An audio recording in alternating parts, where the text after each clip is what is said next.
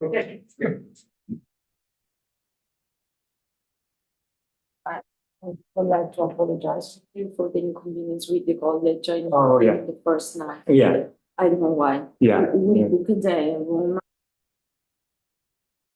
Extremely. Yeah.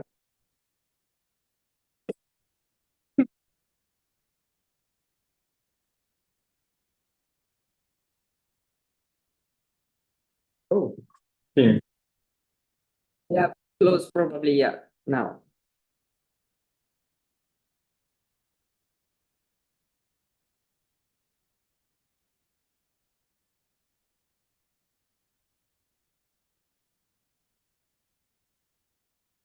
That's interesting, like a minute delay or something.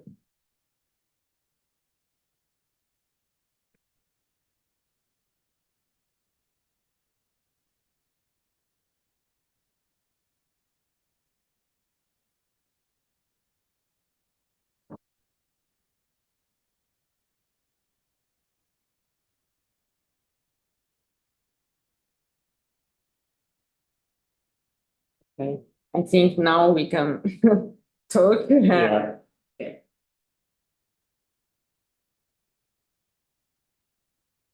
Yeah. So really, Yeah. I'm sorry for this. Yes, no, that's, yeah. Because our office is booked the room Yeah. some months ago. Yeah. So, Yeah, no, it was, it managed to work out though, so I didn't have to go anywhere new and, and you arrived, but you Yeah. arrived after a long trip. yeah. Yeah. It is not Mhm. really good. These days, all was fine. Mhm. Mhm. Yeah. Let's talk of the long. Yes.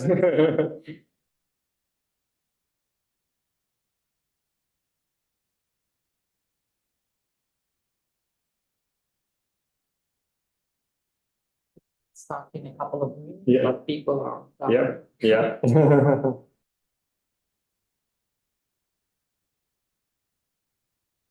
See here in this afternoon. Tomorrow morning, yeah, yeah. And then I'm heading to Zurich for a couple nights and then meeting some friends in Germany, in Heidelberg. Okay. And So yeah, and my partner's coming to join me then. And Okay. so we'll have a week in southern Germany and Switzerland together and then Wow. each at a conference in the Alps somewhere. So not probably an holiday. Yeah, well, it's a week in between the A two week in conferences. between, Yes, okay. so yeah, it was convenient and yeah. His birthday was yesterday and mine is on Mondays. Yeah. So you have Yeah, to yes. celebrate the Yeah. couple Yeah. birthday. Yes. Mhm. Mhm. Yeah. Yes, heard him up. You are chair. Sure. Shall I? Oh, yeah, what actually is the time that I should be aiming for here? That's a very good question that I Yeah. do have an answer to. I think the session is 90 minutes and Yeah, so it could be. yeah. So, yeah.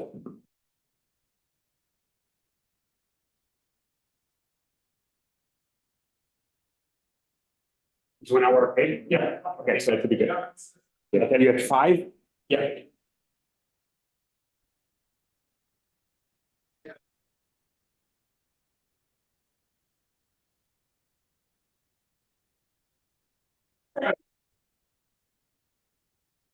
We have the.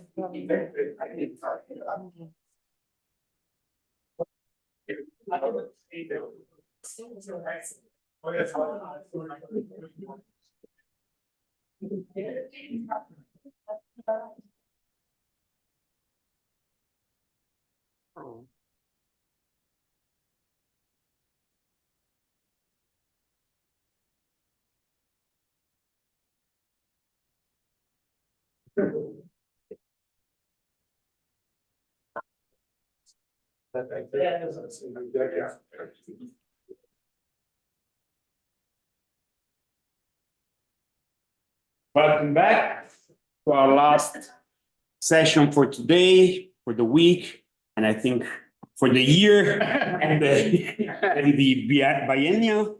Our last speaker today is Kenny Isern from UC Irvine and University of Pennsylvania. Kenny graduated from the University of Berkeley and has been working at the University of Southern California, of AM and in Texas, and he's done extensive work in epistemology and decision theory and the philosophy of mathematics. And the latter will be the topic of his talk today. And the title is Realism in Mathematics, the Case of Hyperreals. Without further ado, the floor is yours, and thanks for being here. Yeah, thank you. And thank you to everyone who stuck around for the very last day. And I assume that some of you, I think some people have already said that they're going to have to run before the end of the talk to catch a train, and I understand that. And so before I start, I want to thank all the organizers who've done such a good job for the whole week. And so Andrea and Sylvia and Guido and Ludovica and other people that I should be. All of these that contributed today did an amazing job.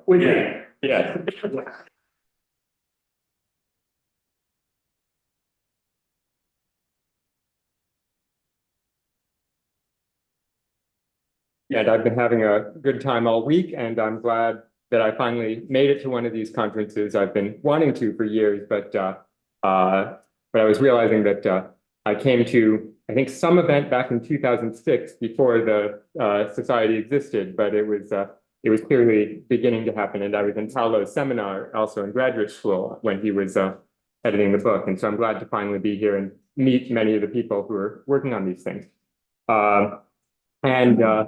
There was one other event where I think I met some of the people here who, which was at the Association for Symbolic Logic in 2016 in Boise, Idaho. And while I was there, I ran into my old friend, Henry Tausner. We had gone to undergraduate together, and he's a mathematician now. And during the conversations at that conference, we realized that we were thinking about some similar issues around the hyperreals. And so we started working on this paper, and it's been somewhat slow going. I think in February 2020, I had him visit Texas A&M, and then we were starting a new draft of the paper. And then a few weeks later, we got distracted by many things, and we're finally getting back to it now. And so I'm glad to have this chance to do a new version of this. I'll say over the course of the talk more of what I mean about realism and more of what I mean by the hyperreals. So I think, here's the outline. I guess you see it up at the top also, that I'm going to first talk about different issues that we might mean by the term realism, and then say what the reals and the hyperreals are. And then the central argument that I'm going to make is that although the hyperreals have many mathematical virtues and mathematical values and can be useful in scientific practice in various ways, there's a specific claim that we want to make that they cannot provide a strong measurement structure. And I'll say what I mean by that. And then I'll say a bit about what the hyperreals can do. And depending on time, I may say some general things about the axiom of choice. Okay, so the first issue I want to sort of put to the side is that one topic that often goes under the name of realism in mathematics is this question of mathematical ontology. Do mathematical objects exist? And there's many different views on that matter. There's Platonism and logicism, which tend to say they do, and formalism and fictionalism, which tend to say they don't. And intuitionism, finitism, and ultrafinitism are often taken as views that have some different sort of status about the ontology. Actually, some of the discussion of the hyperreals often touches on these issues of finitism or ultrafinitism. Is it the case that all the finite mathematical objects exist, but none of the infinite ones? Or in the case of the ultrafinitists, they often say there is some, they have to be careful of how they say, they don't say there is some finite size such that everything is that size or less, but rather that not all the things that we think of as finite sizes are real. But at any rate, we're not going to be discussing this issue of realism. So we're not worried about whether mathematical entities exist or not. A second concept of mathematical realism that's often discussed is this question of realism and truth value, that whether or not mathematical objects exist, is there a fact about whether the statements are true or false, some sort of objectively correct or incorrect statements. And we're also not primarily going to dispute anything around this, but one thing I do want to say is that that I think realism and truth value is in many ways, at least partially independent of the ontological views, that it's often thought that some sort of Platonism goes along with realism and truth value, and some sort of fictionalism or formalism goes along with anti-realism and truth value. But there are Platonists that take all versions of these views, that Mark Balaguer says that in some sense, every consistent mathematical structure is real, is equally real, and so there is no fact about any of the claims because some of them are true in some interpretations and false in their others. John Steele has a sort of weaker version of that, where he thinks that some set theoretic claims might have multiple interpretations, so that while it may be objectively correct that ZFC is true, he says there's a way that the term set could be ambiguous between an interpretation on which the continuum hypothesis is true and an interpretation on which it's false.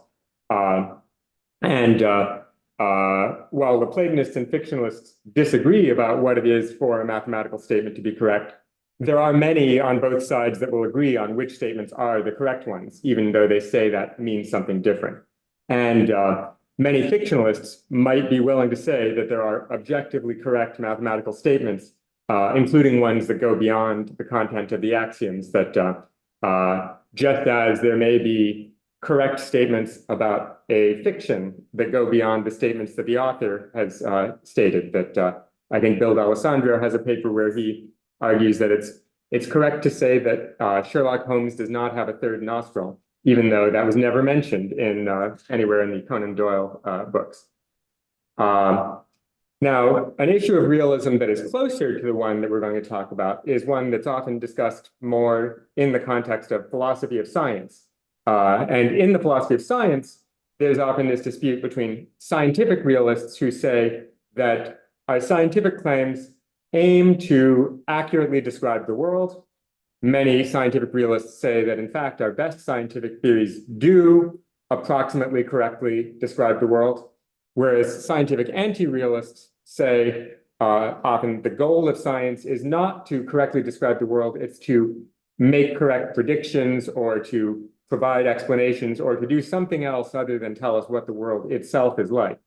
But one of the points that we are thinking about, again, whether or not we accept a full-blooded realism or anti-realism about science, it seems that some scientific theories are more in the business of aiming to describe the world as it is, and some are not.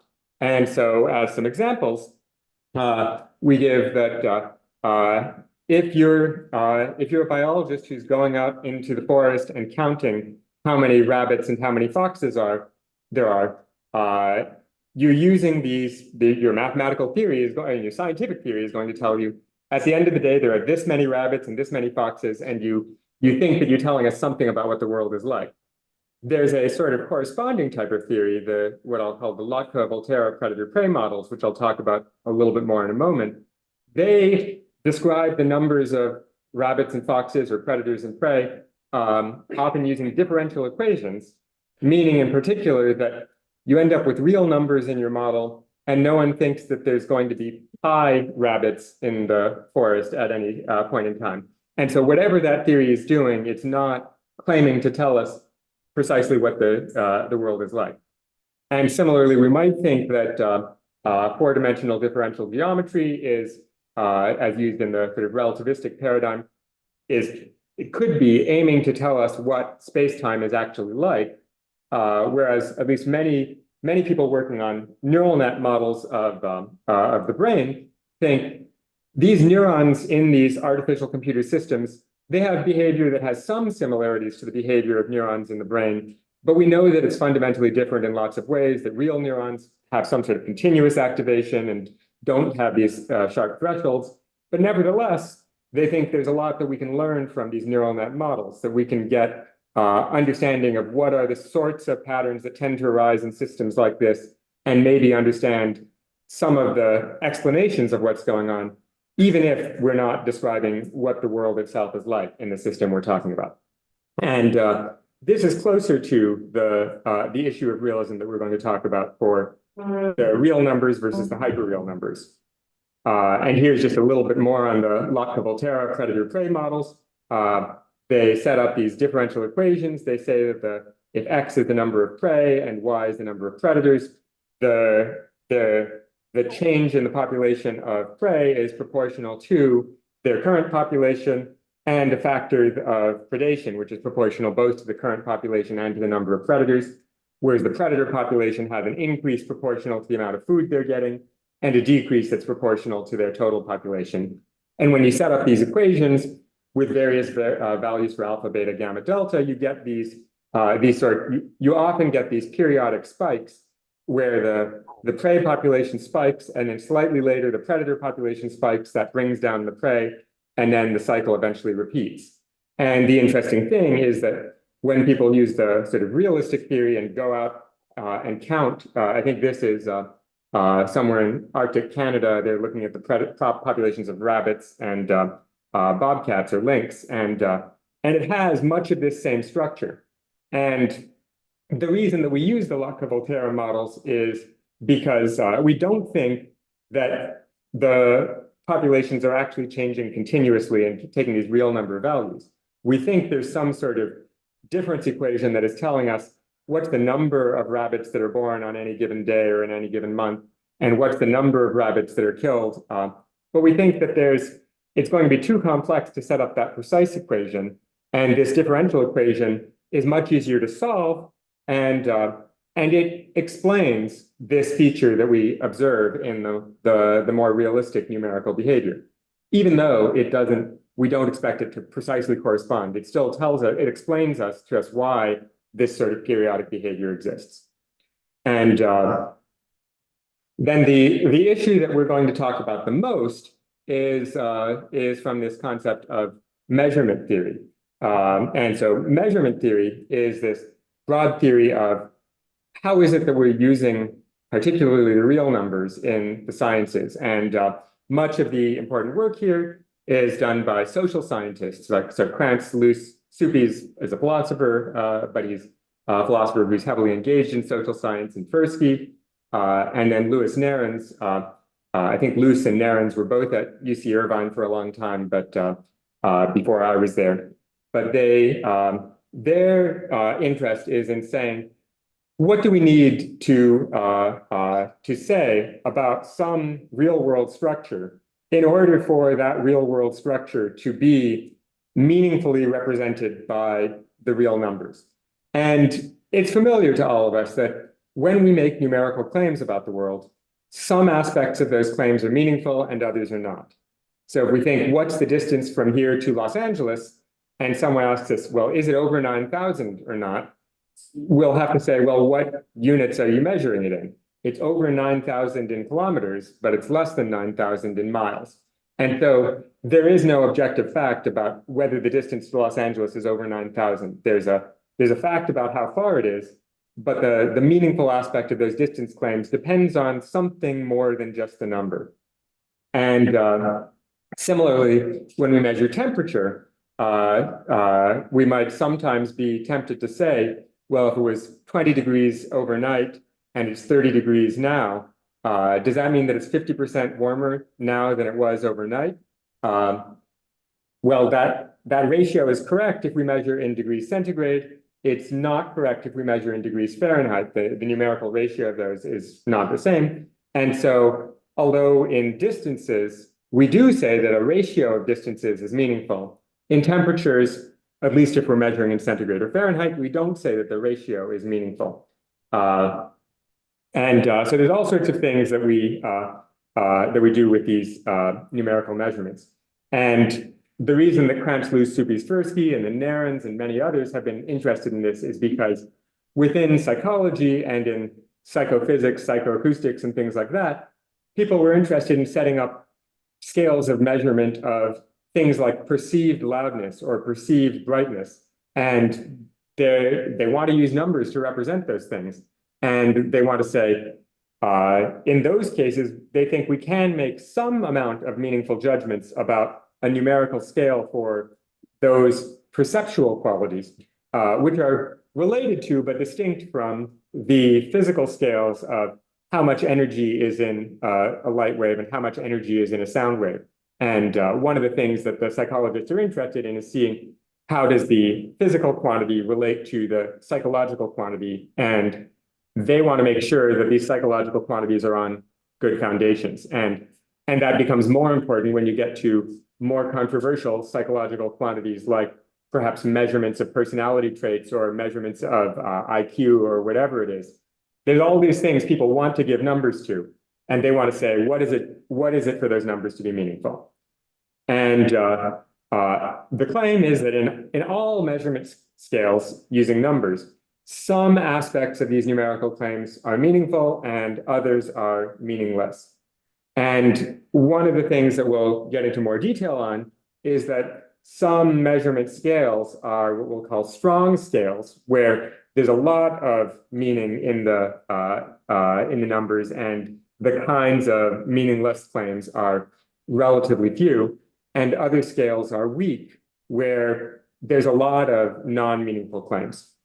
And the claim that we're going to be arguing for is that if we want to do a measurement scale, not with the standard real numbers, but with the hyperreal numbers, which I'll get into the details of in a minute, any measurement scale using the hyperreal numbers, we claim, is going to have to be weak in the sense that we'll describe. Okay, so now, what are the hyperreals? The official definition that we're going to use is that the hyperreals are an extension of the real numbers that satisfies the transfer principle and is countably saturated. And I'll say in more detail what each of those means, but the transfer principle is basically that you can transfer statements between the standard real numbers and the hyperreal numbers as long as they're expressed within the language and they'll preserve their truth value. And countable saturation is going to mean that if you have any countable collection of entities in the hyperreals and any sort of consistent relationship to those values, there is a hyperreal that has that set of relationships. Okay, so now to build up to that in detail, I'll say, well, what are the reals? And one standard way to say what the reals are is to say that the real numbers are an ordered field that is Dedekind complete. And so what it is to be a field just is that we have these operations of addition and multiplication, that addition is associative, commutative, has this entity 0 that is an additive identity, and there's additive inverses for every element. And then for multiplication, for all the non-zero elements, multiplication is associative and commutative for all elements. And for the non-zero elements, there are inverses and there's an identity that we can call 1. And then that's the field part. The ordering is that we have this relationship, what we'll call greater than, that's a total relation. So for every 2 elements in the ordered field, one of them is greater than the other. It's transitive, it's irreflexive, and it interacts nicely with the addition and multiplication operations. I think that's sufficient that if A is greater than B, if and only if A plus C is greater than B plus C, and if A is positive, greater than 0, then B is greater than C if and only if B times A is greater than C times A. And so that's the ordered field part. And then to say that it's Dedekind complete is just to say that every non-empty set that has an upper bound has a least upper bound. And one of the familiar facts that, I guess goes back to Dedekind is that this characterization of the real numbers gets us a unique structure up to isomorphism. And then what the people working on measurement theory do is they want to say, well, how is it that a structure that has these properties can be useful for talking about things in the world? What does it take for the world to be such that this structure is useful to describe it? And one of the interesting things is that we don't actually appeal to the full field structure in measurement. Instead, for most of the quantities, or I'll say for the first set of quantities, I'll be talking for now particularly about quantities that are said to be on a ratio scale, which means things like distance or mass, where ratios are meaningful. And for these kinds of quantities, what turns out to usually be the case is that we have some empirical feature of the world that tells us about comparisons between objects on this scale and some concept of concatenation. And the idea is that if we're talking about distances, for instance, the idea of comparison is that we think, well, first, there's an empirical fact that if you take a rigid object that stretches over some distance and you take some other rigid object that stretches over some other distance, then no matter how you move those objects around, one of them will be longer than the other, or they'll be the same length. But which one is longer than the other is not going to be changed no matter how you move it around. That's an empirical regularity which distance has, but not every quantity in the world has. And the fact that distance has that property, that it has meaningful comparisons between objects, that's one of the empirical sets of observations that we need to ground the measurement of distances with real numbers. And interestingly, the same is true with mass, that for masses, we have this concept that if we took two objects, I mean, the intuitive way that we first learn about it is that if we take two objects and put them on a balance, the balance will tip one way or tip the other, and it'll always tip the same way, no matter how we move the objects around. And then concatenation is this, for each of them, for concatenation of distances, we just mean taking an object of one length and sticking it at the end of the other and looking at the length of these two things put together. For masses, concatenation works a bit differently. It's just like somehow sticking the objects together, but we don't care about their orientation or anything like that.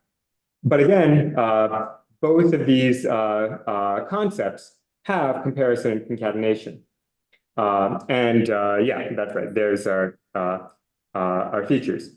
That we have some concept of comparison, some concept of concatenation, and there's empirical regularities in the world for both of those quantities, which don't occur for things like for temperature, at least not until the work of Kelvin. We don't have a way of concatenating temperatures. And even really since Kelvin, what we do with temperatures to add on a Kelvin scale is somehow importantly different, but I won't worry about the details of that. But some quantities in the world have these features, some don't. And then the things that need to be the case in order for the measurement with this comparison and concatenation to result in a real number measurement, we need these various basic empirical assumptions that any two things of the right sort can be compared and that these comparisons are invariant under certain kinds of transformations, that the concatenation operation is commutative and associative and interacts nicely with comparison. And these are the basic empirical facts that need to be the case in order to ground the real valued measurement. But it turns out these are not quite sufficient. We also add a few structural axioms. And I'm not sure I have exactly the standard phrasing of these structural axioms here. I'll come to another statement of them in a moment. But the basic idea is things like, for anything, there could be a larger thing. For any two things, there could be a thing between them. And we have these infinite structural assumptions, which are named after Archimedes and Dedekind. The principle of Archimedes is that for any two things that are immeasurable on this scale, some finite concatenation of the small one ends up bigger than the large one. And we might put that poetically as the journey of 1,000 miles starts with a single step, that no matter how far a place is that you're imagining, and no matter how small the unit is, I think of like, where is my coffee maker at home in California, and how far is this cup of water from me right now? if I just take the distance between me and this cup of water and start sticking it over and over again, we all intuitively understand that I will eventually be able to make it to Los Angeles. And that's essential for this concept of measurement to yield some of the features that we use for the real numbers. But once we have all these features, there's a theorem that we can prove, which is that once we have all these features, for any entity that we choose that is measurable by this quantity, whether it's distance or mass or whatever it is, we can just arbitrarily declare that one of them has the value of the number 1. And once we've done that, that will uniquely determine the numerical value for any other object that is measurable in the world. And to see how that works, you think, well, if I want to know how far is my coffee maker in California from me right now in terms of the unit of my distance from myself to this cup, well, first I will apply the principle of Archimedes to say some finite number of these copies of these things will eventually get me at least that far. And that gives me a first approximation to the measurement. I get these two integers. One integer is just below that distance, and one integer is just above that distance. Then I use this structural assumption that there is some distance that is less than the unit that I'm taking here. And using versions of that and the Dedekind principle, I can find there's in fact some unit that is exactly half of the distance between me and the cup, and there's some unit that's exactly a quarter, and some unit that's exactly an eighth. And I can find out if I take the remainder after I take some integer numbers from here to the point that I'm trying to measure, then I can divide that, I can measure that remainder with these smaller and smaller units. And I'll keep getting smaller units that are less than whatever the remainder is. Those give me closer and closer approximations to the distance that I'm interested in. And these approximations will form a bounded increasing sequence. And then according to the principle of Dedekind, there must be some least upper bound there. And so there is a precise real number that is the distance between any two things. Similarly, there's a precise real number that is the mass of any object. And so these assumptions, the empirical assumptions together with these structural assumptions, allow us to prove the theorem that for any choice of unit, there is a unique extension of that unit to a measurement scale such that every entity that has this quantity has a specific real number. So if we say a measurement of distance is a function from the distances to the real numbers, such that comparison agrees with the greater than operation and concatenation is mapped to the addition operation, then for any object, there is a unique measurement that sends that object to the number 1. And also for any two distinct measurements that we could have of these objects, one of these is just a scalar multiple of the other. And that's all just the familiar stuff that there's a ratio of the mile to the kilometer, and we know that you just multiply distances in miles by that number to get distances in kilometers, and you divide to get distances in miles. And so interestingly, that's the only place where multiplication actually shows up in standard ratio measurements. Multiplication only occurs in conversion of one scale to another. It's not within an individual scale. We sometimes think about multiplying distances, but actually what happens when we're multiplying distances is that we're mapping from a scale measuring distance onto a scale measuring areas. And areas are their own concept of measurement that have their own unit. And we have these familiar ways of converting from the distance scale to the area scale. And multiplication tells us something about that. But again, multiplication is not an intrinsic feature there. And maybe people who use the metric system are blinded by the simplicity of the system. But if you are used to measuring distances in miles and areas in acres, then you understand that when you multiply 1 times 1, you get 640, and all sorts of other things like that. And we just understand there's always these conversion factors. But again, what the fact that these things are on a measurement scale means all of these are unique up to scalar multiplication. And so the way that these axioms work is that we start with these empirical axioms that establish the concept, that establish that there is some quantity that we can call distance that has these features of comparison and concatenation. And the structural axioms, the work that they're doing for us is something like they're telling us, or the finite structural axioms, these are the ones that for any object, there could be a larger one. For any two objects, there could be one in between. Really, what we're saying there is that if I have found some finite number of objects that have distances, then any other object, as long as its comparison with those ones is consistent, it doesn't violate the basic empirical axioms, I need there to be some entity in my system that could map that. So I need these finite structural axioms in order to ensure that every object actually gets distance with it. And I think the way that we might naturally put this is in terms of what I'm calling finite saturation. So we can say, let's just add finitely many terms to my, so we start with this language that has concatenation and comparison, and we add some terms to the language for the objects that we've already observed, C0 through Cn, and we have some variable x that stands for a new object that we're going to try to put into this measurement system.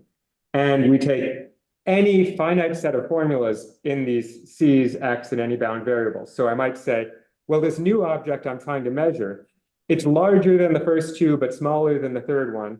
And adding the first one to itself twice is still smaller than it, but adding the first one to the second one is larger than it. I have some finite number of formulas that relate these things. And what the structural axiom is assuming is that it's always going to be possible to measure any new object that is in the scale. Now, that's something that we can get some amount of empirical confirmation for, but it's obviously going beyond the direct observations that we've made. But this finite saturation is essential to ensure that measurement will always succeed, that there will always be a way to represent these things. And then the infinite structural axioms are establishing the uniqueness of the scale and the representation after the choice of unit. And so, for instance, if I didn't have the Archimedes axiom, then I wouldn't have any guarantee that there's some finite number of centimeters that gets you to Los Angeles. And then if I didn't have the Dedekind axiom, I wouldn't have the conclusion that there's a precise real number that is that distance. And of course, we can imagine that there could be non-Archimedean features of the world. I mean, so it could be, we can imagine a universe in which distance is non-Archimedean. And in some sense, it's compatible with everything that we've observed that distance even might be non-Archimedean. Like in practice, we've discovered that the distances between the atoms in a molecule do still have some finite relationship to the meter and the kilometer.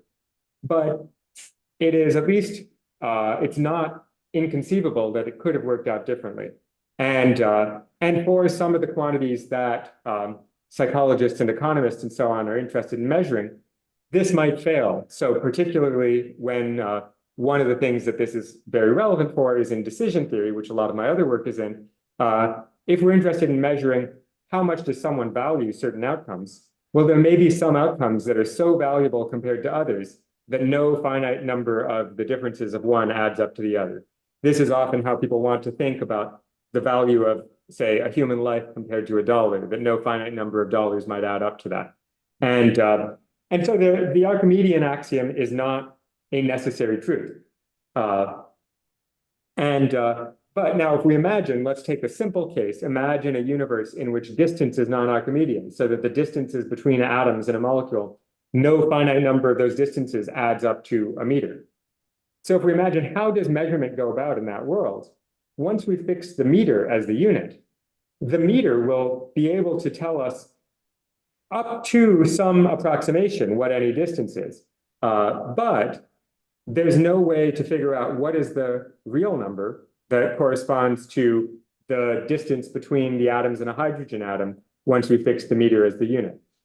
And the interesting thing is, we can make that arbitrary. We have to make a second arbitrary choice. We have to choose a molecular unit as well as a macroscale unit if these units are not finitely commensurable with each other. And these units can be completely arbitrary. We could, just as one set of people could measure distances with meters and another could measure distances with feet, in a universe like this, with this non-Archimedean distance, we could imagine one set of people measures macroscopic distances with meters and microscopic distances with the distance between hydrogen atoms in a hydrogen molecule, while another set of people measure macroscopic distances with meters, but for the microscopic distances, choose a different unit that might be the distance between oxygen atoms in an oxygen molecule. And those two choices will be completely unconstrained from each other. Now, if those are the only two distance scales, if every distance is some finite number of one of these plus some finite number of the other, then once you've made these two choices of unit, every distance is going to have a precise, unique representation by two real numbers. But we could imagine a universe in which there's more than two size ranges. And in a sense, for each of these size ranges, we're going to need to come up with an independent arbitrary choice of units. And so the finite sequences of real numbers are not going to do this. Now, one structure that we could use to do this is we could just consider this as a formal field of fractional polynomials in some term epsilon. So let's just write down some term epsilon, declare that epsilon is such that any finite sum of epsilons is less than any standard real number. And then we consider this set of ratios of polynomials, ratios of formal polynomials in epsilon. And it turns out that if we declare that epsilon is infinitesimal in the sense that any finite number of epsilons adds up to less than a real number, then that uniquely determines an ordering on these entities, these formal polynomials.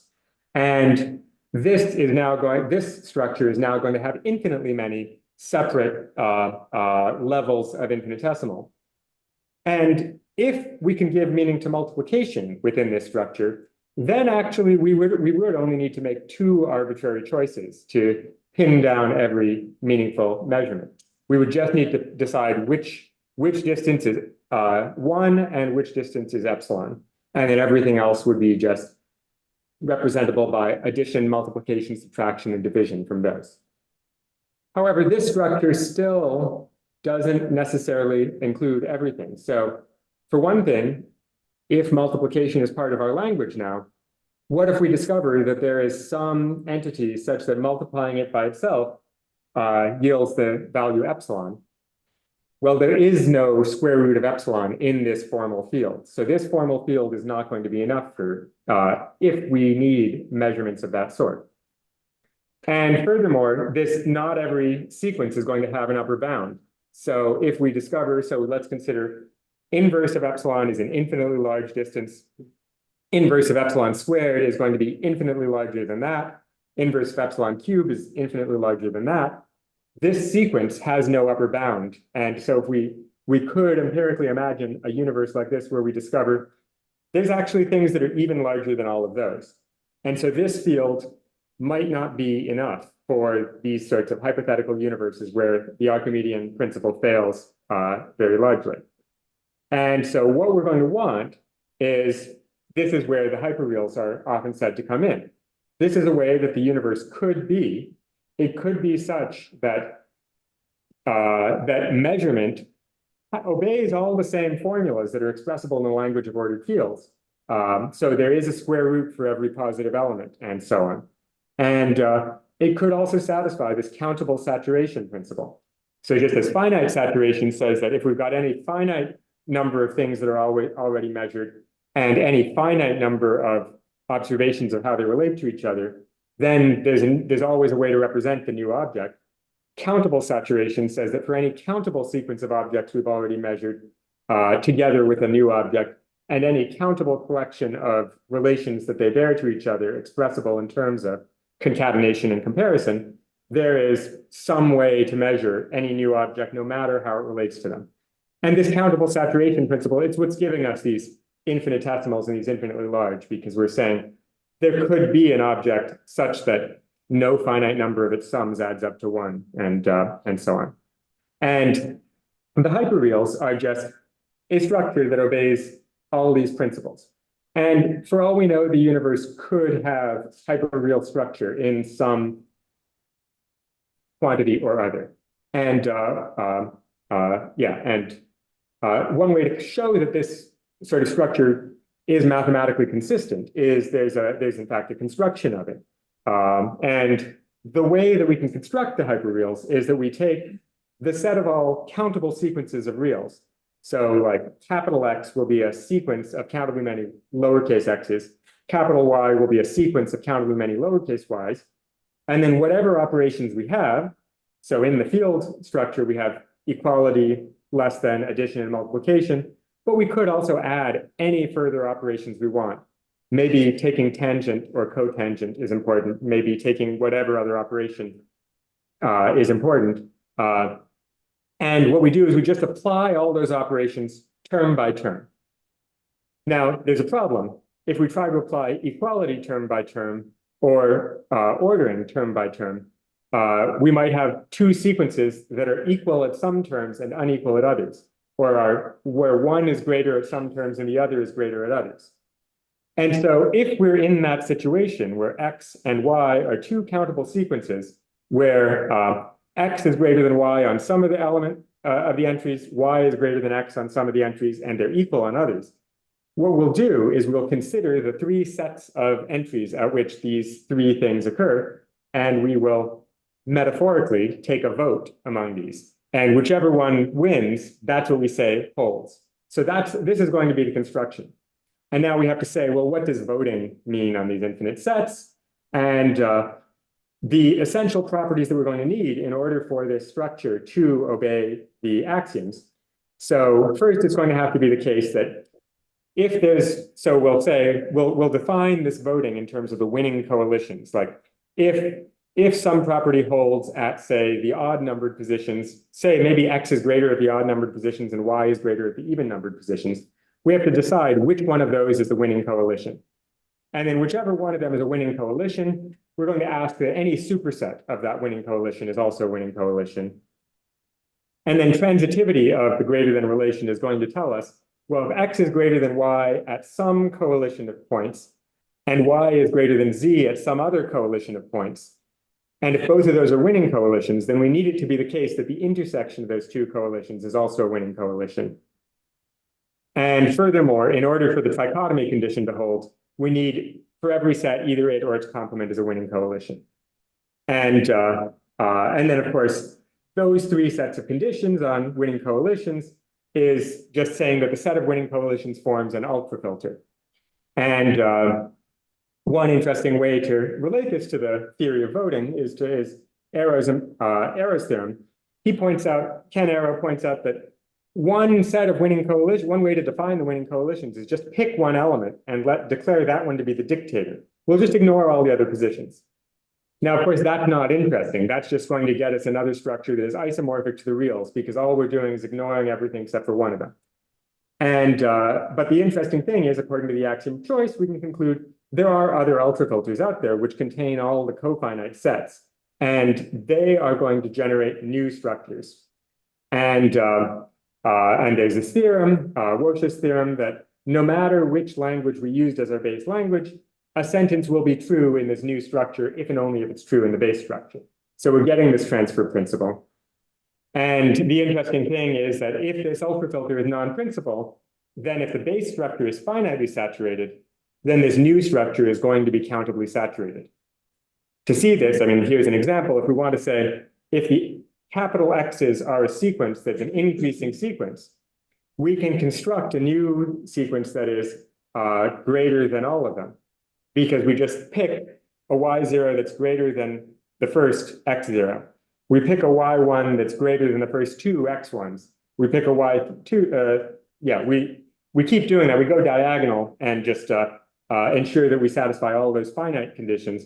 And then because our ultrafilter is saturated, the result will satisfy all the conditions. And so we automatically have these upper bounds. And not just upper bounds, we have every countable saturation here. And not just order. And so that's how we know that the hyperreals exist, or at least it's mathematically consistent that such structures exist. And so it could be such that the universe is like that, and we could need the hyperreals to do that measurement. Now, coming back to the theory of measurement and trying to say, well, what's this going to be like? I spent some time talking about ratio scales, where a choice of a single unit fixes everything up to the ratio. Mass and distance work like that. Another set of measurement scales that exists is interval scales. So the familiar centigrade and Fahrenheit scales for temperature are like this, where we say that we can say when one difference of temperatures is equal to another difference in temperatures, and when one difference has a certain ratio to another difference, but the temperatures themselves don't have an absolute value. Interval scales are unique up to choice of 0 plus unit. Then there's also ordinal scales. The Mohs scale of hardness is just measuring different minerals by seeing which mineral scratches another if you scratch one. And that tells us one of them is harder than the other, but it doesn't give us any way to measure whether the difference in hardness between two minerals is the same or greater or less than some other difference in scales.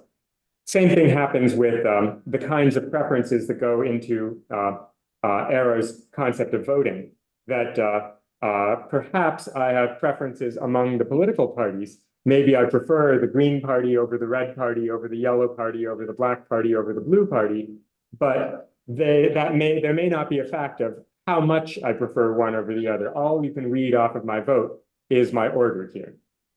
We also have scales that they call nominal scales. When we assign numbers to players on a football team, but we don't think that any features of the numbers there mean anything except whether we're talking about the same number or a different number.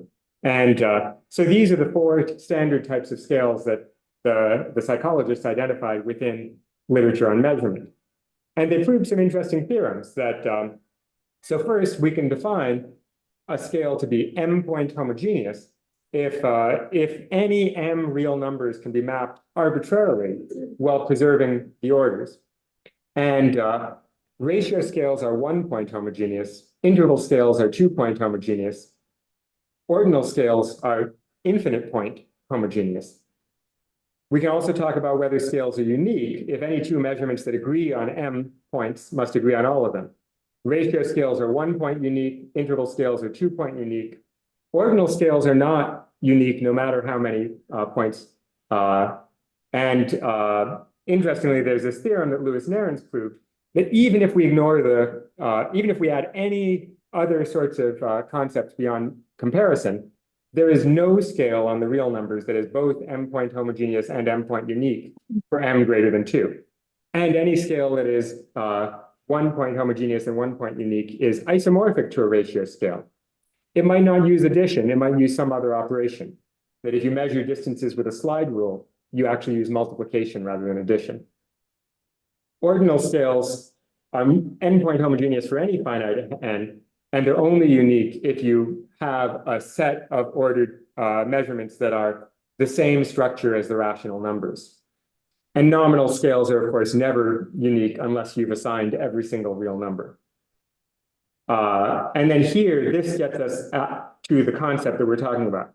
A scale is strong, so ratio scales and interval scales are said to be strong because once you've pinned down finitely many measurements, you've now uniquely assigned a meaning to every real number. And once I tell you the freezing point of water on my scale is -2, and the boiling point of water is 103.5, now I've uniquely told you what is the 0 point and what is the unit of the scale, and you could measure every temperature uniquely on that real numbered scale. Whereas if I give you the Mohs scale of hardness, the way this works is they actually give geologists a kit containing 10 minerals, and they say, when you're out in the field trying to identify a mineral, try to scratch it with each of these, and you can say, if it's harder than this and softer than that, then it's between 3 and 4.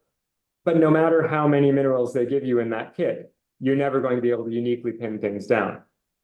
If it's a finite number of minerals in that kit. If they gave you countably many minerals, they could pin things down uniquely.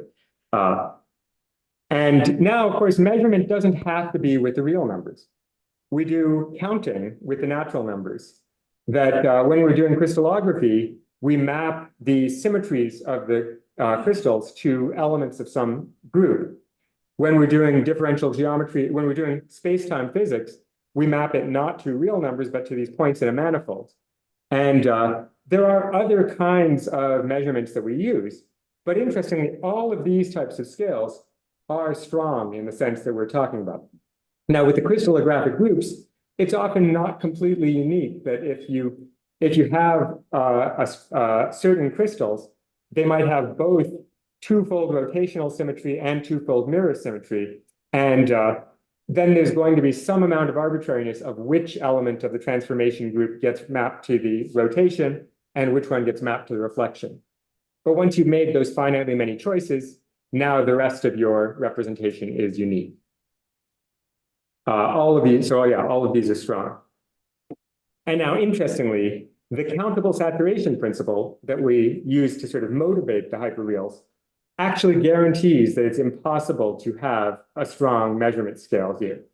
Because of saturation, no countable sequence can be unique, because we've said for any countable sequence of objects and any other object, there's always a way to map that one into the scale in a way that preserves the structures. And interestingly, there's two different ways that this causes violations of uniqueness, depending on whether the continuum hypothesis is true or false. It turns out that if the continuum hypothesis is true, then the hyperreals are a categorical structure. There's only one mathematical structure up to isomorphism that satisfies transfer and countable saturation. But that structure has huge numbers of automorphisms, such that even once you've fixed countably many points in the system, there's always automorphisms that permute other elements. Whereas if the continuum hypothesis is false, it turns out that there are a large number of different structures that all satisfy transfer and saturation, but they all have partial automorphisms from one to the other for LF1 elements. Just take any LF1 elements in one. Because the other is countably saturated, you can map the elements there one by one into the other, preserving all their features. And because these two scales are non-isomorphic, it must mean that there's some non-uniqueness in the interpretation here. And so that's our central claim, that the hyperreals are, even if the universe does have structures within it that are isomorphic to the hyperreals, it is impossible for us, because we believe that humans or any finite beings can only make up to countably many arbitrary choices of unit. And because these scales are never fixed by only countably many choices, that means there's always going to be elements within the structure that have no specific empirical meaning. And so even if the universe has hyperreal structure, there's some sense in which the mathematics doesn't have a unique correspondence with the world. And so there's an essential limitation on the level of meaningfulness that can be given to statements using the hyperreals to talk about parts of the physical world. Now, that's a limitation on the hyperreals. It's not to say that the hyperreals are a mathematically bad structure or that they're not useful for the kinds of anti-realist applications that we've talked about. So the obvious thing that Abraham Robinson already came up with as soon as he came up with the hyperreals is that he used them to make sense of the early calculus of Newton and Leibniz, that he showed that if we just take epsilon to be some infinitely small value, we can define what it is for a function to be continuous by saying that for all epsilon, if epsilon is infinitesimal, then f of x plus epsilon is infinitely close to the value of the function at x. And nicely, that only involves a single quantifier, whereas post-Weierstrass, we need 3 quantifiers to express that in the standard reals. And the interesting thing that Robinson showed is that the one actually entails the other. That if we have the Newton-Leibniz definition of continuity, the infinitesimal point is going to say that there does exist some epsilon, namely an infinitesimal epsilon, such that for every zeta less than that, f of x plus zeta minus L is less than a standard delta. And since we can prove that in the hyperreals for every particular standard delta, that must hold in the standard reals for every particular standard delta. And so therefore, we now have the post-Weierstrass statement. For every delta, there exists an epsilon such that for all zeta, that holds. And so the transfer principle allows us to replace a 3 quantifier statement in the standard reals by a 1 quantifier statement in the hyperreals. And that's definitely a value that the hyperreals have, that they allow us to make more understandable arguments than the ones that we have to do when we're working just in the reals. And it can reduce the number of quantifiers. And many people working in non-standard analysis use them in this sort of manner to prove results. Now, there's a statement, there's nothing you can prove this way that you couldn't prove the other way. It's just you have to keep track of many more quantifiers and many more complexities. Now, one example that sort of actually is the one that motivated me for this, I think I'm running low on time. 8 minutes, okay. So I still have a bit of time. So one of the cases where this came up, there's this, so most of my work is in probability and decision theory. There was this puzzle in probability theory that emerged in the late 90s. This is called the shooting room paradox. And the way this paradox works, there's a game that's played in rounds. In each round, a larger number of people is called into the room. In the first round, there's only 1 person. In the second round, there's 9. In the third round, there's 90. And in each successive round, there's 10 times as many people. And then in each round, someone rolls a pair of dice. If a double 6 is rolled, then everyone who's in the room is killed and the game is done. And if it's not rolled, then we go again. And now the interesting thing is, in any round of the game, there's a probability 1 in 36 that it ends then and the people there die. So there's some sense in which it seems everyone entering the game has a 1 in 36 chance of dying. But it's also the case that the game will end in some, with probability 1, the game will end in some finite number of rounds. And if it ends in some finite number of rounds, then 90% of the people who played will have died.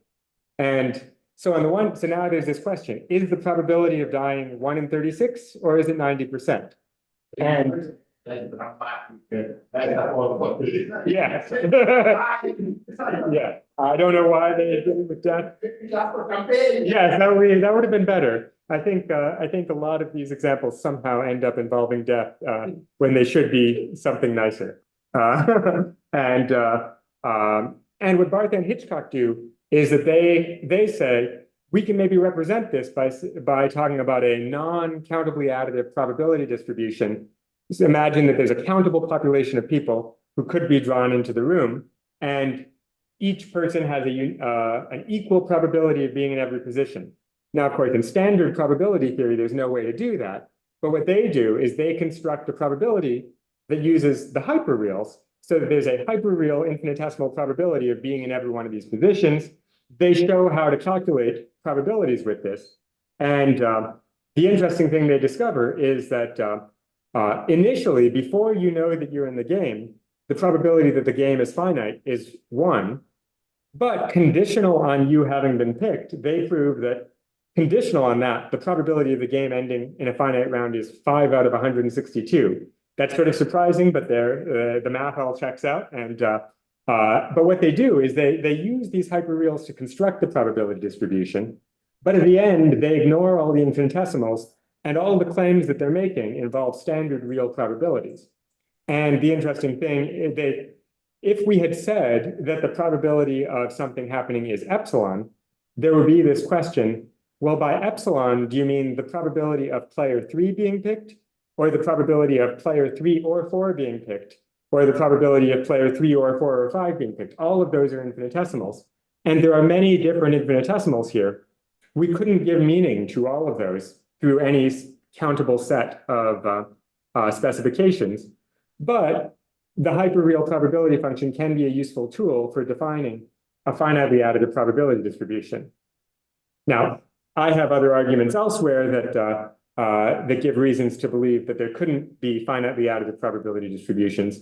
But if you don't believe me, they give us a nice construction that shows how we could use the hyperreals to do something meaningful for the standard reals, which is in many ways analogous to what Newton and Leibniz are doing in proving results in calculus without having to worry about all the quantifiers that Weierstrass told us to worry about. And coming back to the ordinal scale, which is a weak scale, the Mohs scale of hardness is useful despite being a weak scale, even though we can't say what it means to have a hardness of precisely hardness of precisely pi. It is useful to classify minerals based on their hardness with respect to this toolkit that they actually give practicing geologists. And then I have a few conjectural remarks that I want to make towards the end. So we've said the hyperreals can be useful. They could be isomorphic to the structure of the world, but they inherently have this limitation that at most they can provide us a weak scale. Du hast gesagt, du machst das oder wie? Oh, I think Dirk is unmuted there. Gone. Yeah. And I have a conjecture. Yes. Okay, I have a conjecture that that this something similar will be true for any mathematical structure that, well, here I'm saying depends on the axiom of choice, but what I've really conjectured is anything that depends on mathematics that goes beyond Zermelo-Fraenkel itself. Now, maybe this can even be brought down much weaker than that there may be many entities even within the ZF universe that are such that we can't pin them down in this sort of way. But my conjecture is that anything that requires the axiom of choice for its construction is not going to have a way to be pinned down in empirical meaning in a unique way, like the hyperreals. Now there have been some responses to this claim I've made. So there's this paper by Bashelli and I believe 9 other authors. They are saying there are fundamental results in functional analysis that depend on the axiom of choice, such as the Hahn-Banach theorem. And they claim no one would suggest that mathematical physicists or mathematical economists should stop exploiting the Hahn-Banach theorem. They also point out that countable additivity of Lebesgue measure is independent of ZF, but depends on choice. And they're wondering, am I saying that we shouldn't rely on those claims? And I want to make my claim slightly more precise. It's not mathematical theorems that go beyond ZF that I claim have no application. It's the mathematical entities that depend on something beyond ZF that have no empirical meaning in application. And so I claim so here's the claim that may need to be tested. When physicists are using the Hahn-Banach theorem, I claim they're using the Hahn-Banach theorem to show that everything has an extension. But in actuality, the kinds of things that we need to prove to have extensions, each individual case will not need the Hahn-Banach theorem for its extension. There's an economist, Velu Pillai, who argues that the same is true for the Hahn-Banach theorem in economics. I mean, in economics, that's very plausible. In economics, this is used to say, for any market with any set of participants who have any set initial distribution of goods and any set of desires, there is some set of prices to which the market will converge. And to prove this is true for any market, you need the Hahn-Banach theorem. But when the market has only finitely many participants and finitely many goods, he claims, we don't need the full Hahn-Banach theorem. You can actually construct this by some finite process. And he's arguing economists should pay more attention to the constructive Hahn-Banach theorems. And I suggest that the same is true in physics as well, that when they're applying these things that depend on choice, in each instance, I conjecture some constructive or some non-choice dependent instance will apply. And furthermore, I also want to say these counterexamples to countable additivity of Lebesgue measure and things like non-measurable sets. So counterexamples to countable additivity of Lebesgue measure depend on the negation of choice. And again, that goes beyond ZF. And so I claim those counterexamples will not arise in application, whether or not they exist mathematically, just as the Banach-Tarski paradox will not arise in application, even though it exists mathematically. And so I want to claim the sorts of things that go on in empirical science, I claim, will not depend on the mathematics that goes beyond ZF, even though there may well be perfectly valid mathematical facts that go beyond ZF. And in the case of the hyperreals, we have a sort of concrete statement of this. It may be that the universe is isomorphic to the hyperreals in some structure or other, but nevertheless, we can't make empirical meaning of them. Thanks.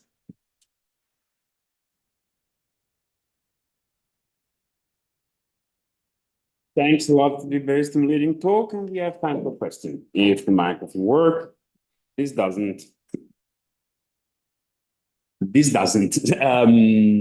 Screen, Paolo. Okay, well, thank you very much. Very interesting. I wonder if there is any way to connect what you're claiming to the claims that Pfefferman was making about the fact that under his survey of what is needed to account for empirical sciences, you can in fact get by with predicative theories of of analysis, which in general have, if they have any axiom of choice, they have a very type, very constructive type of axiom of choice and so on. Is there any connection there? Yeah, this is definitely something I've been realizing in the past couple of years, that the things I'm saying here now remind me of the things that Pfefferman was saying when I was taking his classes as an undergraduate, and I'm realizing I need to go back and read his work on this to understand in detail what he's saying, and I suspect some version of this is right, and I think, I mean, the other analogy that I've been pursuing here is to Church-Turing theses, that the non-computable structures don't emerge in practice. Now,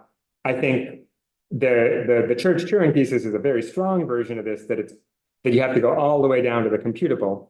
The predicative is, of course, beyond the computable, and then I'm here making the statements that go all the way up to ZF, which is much beyond that.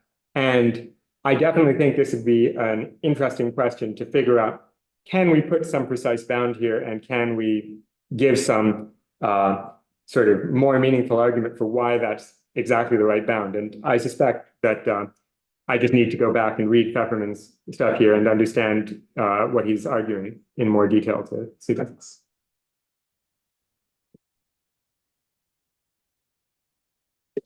It is a student question, so I'm not only speaking as a scholar, I'm speaking as a student.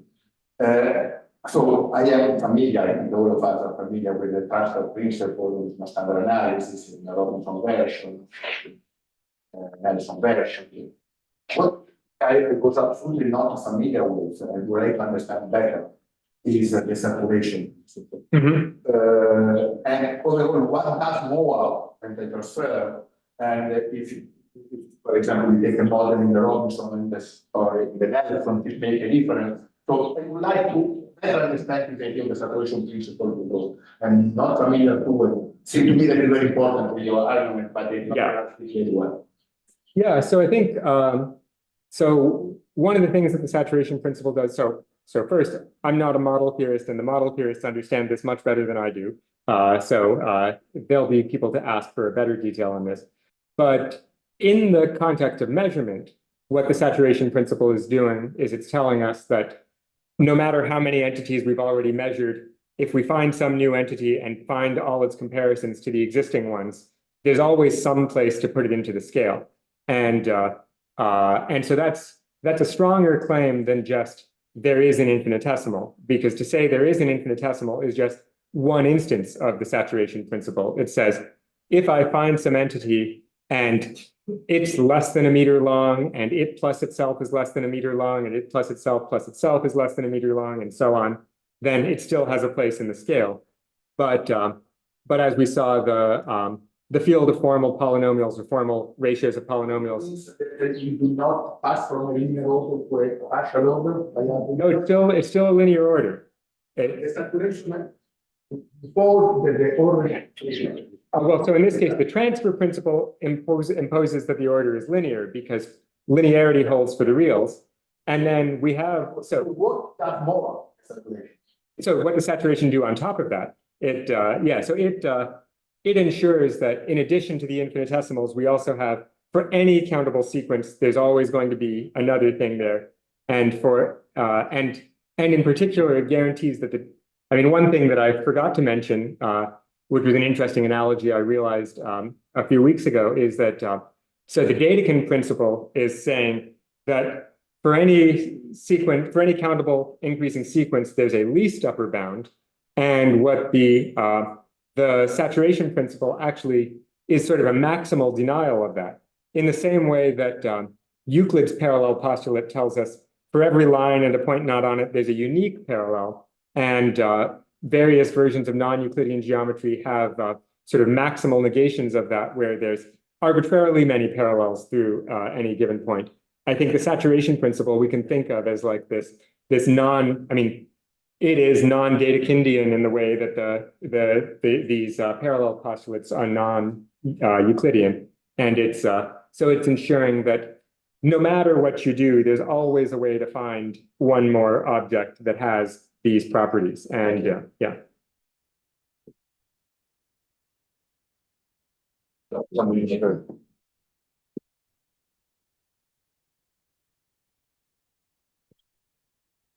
Thank you, Kenny, for an interesting talk.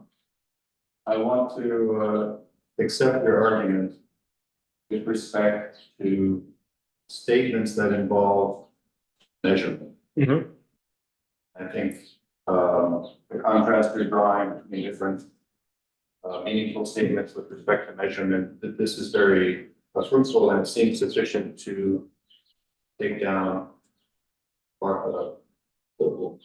No, I'm not taking them down. I'm actually, they don't endorse the hyperreal probabilities. There are other people who do. They just use them as a tool to construct a real valued probability. Okay, sorry, so you would be calling into question someone who would build on that in the way that you're showing to be Yes. problematic. Yeah. But I hesitate to make the extrapolation that you're making, which seems to me to be saying that all meaningful statements of applied mathematics should be thought of as something like measurements. And this just seems to be not be correct. So maybe just to start to push back, you mentioned the Locke-Volterra model. There's no, I mean, I don't see any question of the meaningfulness. There's just a bunch of falsity in there. Yes. And so the content is well defined.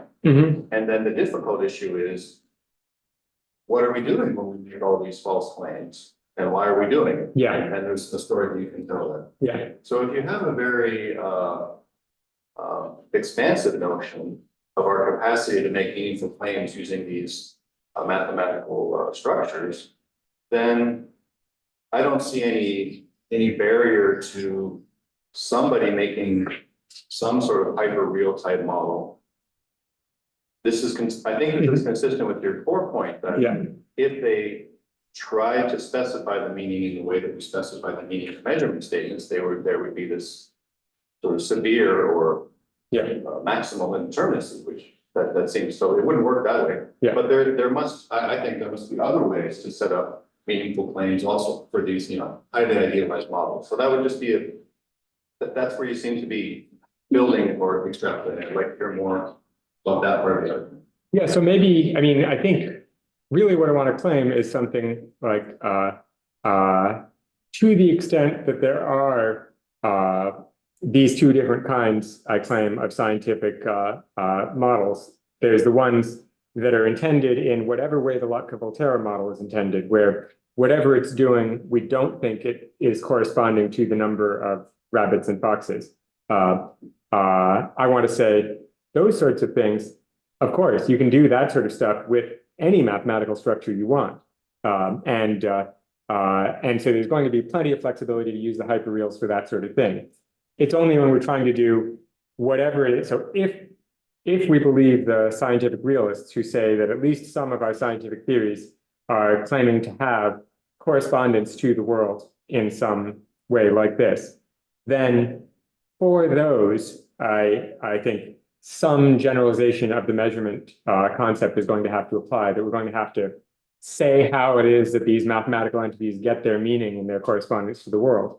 And if the hyperreals are used in that, then they're going to inherently have this sort of limitation to the kinds of meaning that can be made from them in the realist setting. And so I suppose if the scientific anti-realists are right, that no scientific theory can have that sort of realistic use at all, and all of them are just like versions of the Voltaire thing, then I guess to them, our thesis has no content because we're just saying that the hyperreals are like that. And so I think that's right. I think that our claim is really, if we accept that something like scientific realism is true of some of our scientific theories, then if the hyperreals are used in anything like that, they're going to have this inherent limitation, which again is not to say that the real world couldn't have that structure. It just couldn't have it in a way that we could pin it down to give full meaning to all the statements.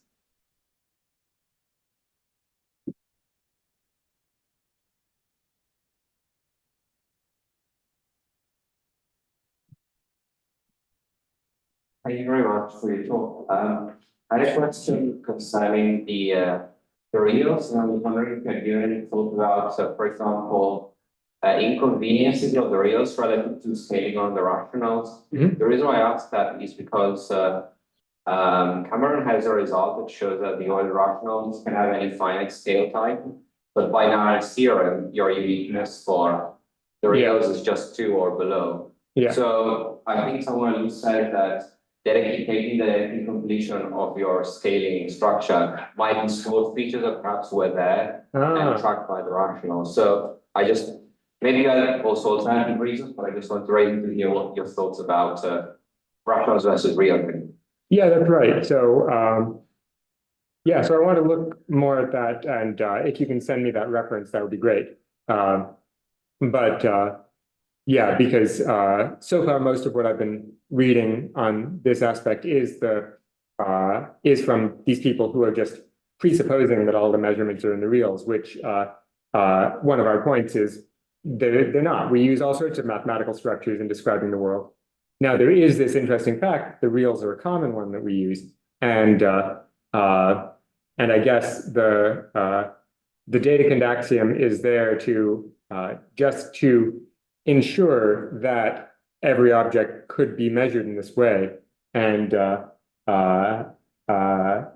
haven't really spent a lot of time thinking about the claim that that you might be able to do this in the rationals. Now, whatever you're doing, if you're doing it in the rationals, is going to have to end up being somewhat different because, I mean, as we know, you're not going to get something like a Euclidean space where all distances are coordinatized by the rationals, just because at least not if it's possible to have right angles or things like that, because once you've got a right angle, then the points that are 1 unit across and 1 unit across are going to now have an irrational distance between them, or a distance that's greater than a large number of rationals and less than a large number of other rationals. And so if that can be a distance, it would have to be something more than the rationals.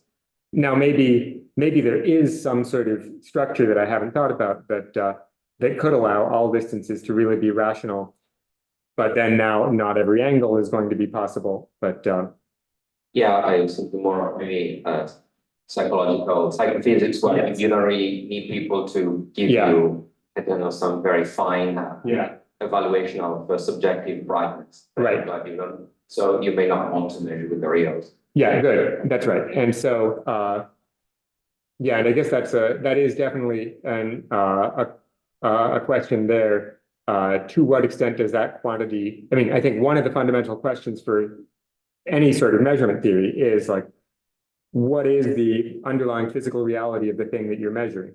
To what extent is there a quantity that we can call subjective loudness or subjective brightness? And there clearly is, to some extent, such a quantity, but maybe it doesn't satisfy all of these principles to quite the degree that would be needed to pin down a unique real valued measurement. And so I think there's going to be a lot of work to be done about what can you say about measurements that are of quantities that only partially satisfy these things, because it's also, I mean, concatenation is not going to be the relevant property for loudness or brightness, but whatever the properties are that map it onto its scale, maybe they don't fully satisfy the invariance the way that I mean, like, and here will be an interesting empirical claim. what if the universe is such that like it has some weird non-trivial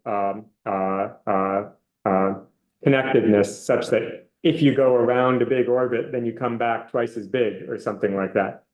If that's the case, then it turns out the distance measurements don't mean what we thought they meant, because they're not going to be invariant under this operation. But there's still some sort of meaning that can be given to them, and I think that would be an interesting question too. Thank you. Yes. In when you do the data analysis of big data, now it's better? Yeah.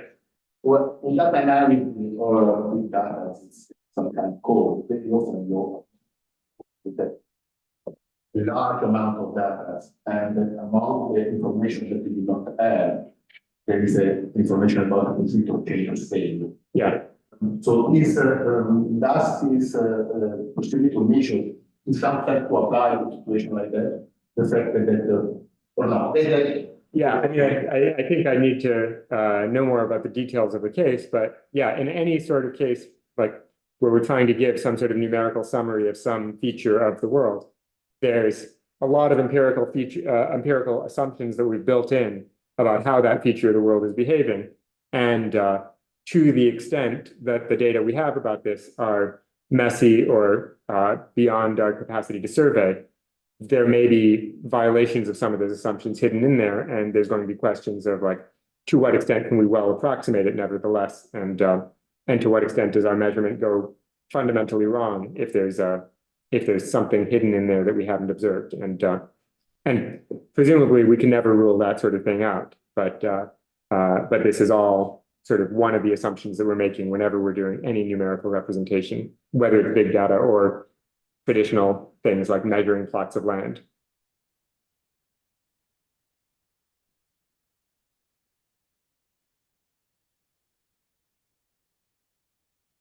Thank you. Is this working? Yes. Thank you. I had two small concerns. So I will start with the, I think, less substantial and more inquiry one. The other one is more open, but more quiet. So the first is, what you said was that you think that we don't have the ability to make beyond countable choices in something, right? So there's some implication there that you think that the countable case may be less problematic. Is that right? Or you said the countable case? Okay. So I think, and the reason I'm thinking that is for the reasons that Turing and Chomsky say there are things that, like, Chomsky says that now I may be more skeptical now of Chomsky than I was a few years ago, but I think Chomsky says that that somehow our finite exposure to language and our finite uses of language implicitly define a structure that is actually an infinite structure, and he thinks languages are these infinite things that are defined. And I think Turing shows us how it is that some finite set of specifications can implicitly define an infinite thing. And so I think I don't want to rule that out as possible, whereas I do think I can rule out the idea that something uncountable gets defined in some finite way. I think the question of whether countable things really can get pinned down by a finite thing is probably a deeper question, and I'm just supposing that it can be, but showing that even so, you're not going to be able to pin down these hyperreals. Okay, thank you. That helps me a lot, because I thought that there might have been some slight tension in your other statement that you don't think that non-computable structures or non-classically computable structures arise in empirical applications. Yeah. Because one of the ways you have solved when the axiom of countable choice is via the possibility of completing supertasks and so on, which is, I think, in some sense equally philosophically weird in certain cases, and many others not. But I guess the other answer, there are a lot of subterranean concerns about rule following and so on, and somewhere equally deep philosophical waters. Okay, I think that helps a lot. And the second concern is, to what extent does the sense of yours of things like the axiom of choice extend, or to what extent might one be able to extend this to skepticism about the applicability of the higher infinite in empirical sciences? So that is essentially the question, because I think that the axiom of choice is, in some sense, an indispensable tool for having some kind of handle on higher infinities, in the sense of higher cardinalities. Thank you. Yeah, and I think that, I mean, the interesting thing is that we can get sort of somewhat farther up the hierarchy. So if Turing is right that finite things can give us the capacity to implicitly define countable things, then the interesting thing is that the reals are a structure where we only need countably many things to then give unique meanings to every element of a continuum size structure.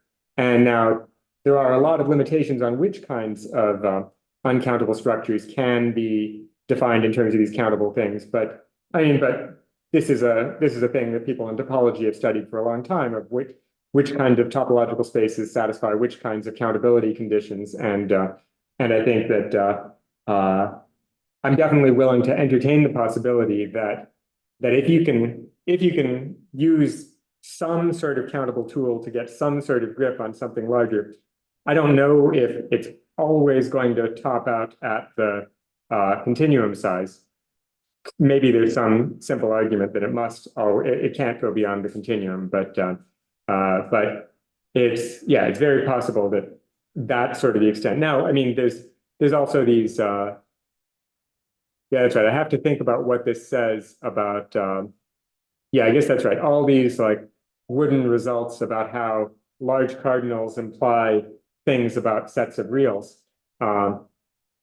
It must be things about particular sets of reals that are going to be very hard to get a grip on by any finite or countable means. The same way that choice tells us these things about these unmeasurable sets of reals, that unmeasurable sets, we know that they're hard to get a grip on. And I'm trying to give some sort of like unifying explanation of like, what is the thing that all these have in common? And maybe Paolo is right that I need to just read my Pepperman more closely, and maybe he's already answered it all. Yeah. Yeah. I take the chance for a minor clarification for you connect to what Chris was asking in your picture of several views and realism and magnetism and so on. We want to connect this with the debate on indispensability. Mm-hmm. And as this famous and controversial contentious motto by Quine saying that all non-applied mathematics is just recreational mathematics, has no ontological rights, and so on and so forth. And he talks about the higher reaches of set theory and so on. I was wondering whether, pending the discussion, whether measurement contains all of the applications to mathematics, whether your picture here could be used to set in this finding framework as sort of an upper bound to the mathematics that could at least qualify as indispensable or attempt to qualify as indispensable, and over which all mathematics is somehow instrumental or devoid of proper content and so on and so forth. And so you couldn't even qualify, even if somehow applied, couldn't even qualify as indispensable. Yeah, and I think one of the things that actually probably led me to thinking about this sort of stuff is Hartree-Field's response to the indispensability argument. And I think in a sense, like if someone is inclined to take the indispensability argument as a significant one, then in a sense, what one might be able to interpret my project as sort of forming the other horn of a dilemma with Hartree-Field's project, that for any mathematical structure, either there's a way to give it empirical meaning through this kind of measurement process, in which case you've completed Hartree-Field's project, or there isn't, in which case there's no way to give it meaning. And either way, maybe it's not indispensable. Now there's a question, what does indispensable really mean? And what does indispensability have to do with ontology? And so I think, I mean, I'm inclined to ignore the ontological questions myself, but I think that there may be, I mean, there is some way in which all of my way of thinking about this is coming out of something somehow positivistic and or nominalistic that I'm thinking that in order to give something a meaning, we have to somehow have been able to complete the process of giving it that meaning, and that puts inherent limitations on what that could be. Now, maybe there is some concept of indispensability I mean, one thought I've long had about the indispensability argument is that if any mathematics is indispensable, and then if some other stuff is indispensable for reasoning about that mathematics, it looks like the indispensability should transfer. I mean, like, the reason I know that there are tables is because they're indispensable for my explanation of my perceptual states. And then once I'm reasoning about tables, it turns out that reasoning about gravitation and stuff like that is indispensable for that. And then once I'm reasoning about gravitation, my fields are indispensable. And once I'm reasoning about fields, maybe numbers are indispensable. And once I'm reasoning about numbers, maybe it turns out all of ZFC is indispensable. Maybe all of ZFC plus some large number of large cardinals is indispensable for that. And I think as we keep admitting entities to our ontology, maybe we can keep going, even if we can't give empirical meaning to some of those things. We may find ourselves forced to say there are things out there that we can't name, that we can't interact with. And I mean, for all we know, this is the situation that we're in with respect to dark matter or something like that. So I'm definitely leaving open the possibility that there are parts of the world, maybe even that there are parts of the world that we could know to exist still without being able to talk about it in a meaningful way, in a way that is meaningful in this kind of sense that I'm talking about. Thanks a lot. If there are no other questions, then we can almost hyper-realistic punctuality. I think we should thank our speakers.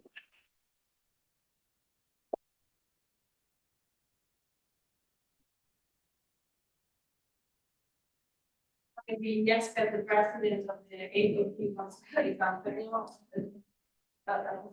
We can say thanks, everybody, the speakers and all the participants.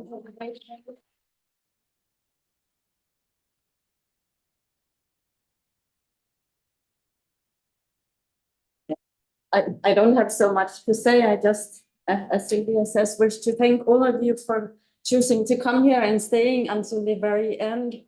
And thank you so much for all your great talks and discussions and yeah, having a good time together the last few days. And I hope to see you again in 2 years somewhere, maybe Chapman, maybe somewhere else. And I can also join Sylvia in thanking the local organizers. We all, as Kenny started, thanking the scientific committee, yeah, Gemma, Dirk, Javier, thanking the organizing committee, Daniela, Valeria is not here, and of course also the local people, Sylvia and Andrea and all the practical people. Thank you so much for hosting this and everybody else for making this possible. Yeah.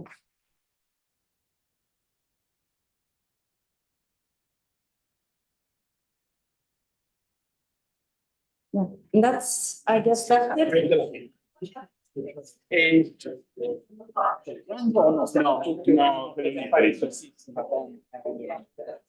Very nice thing, yeah. Yeah, no, it seems like Yeah. Great that you were great. Time to start this. Everything works.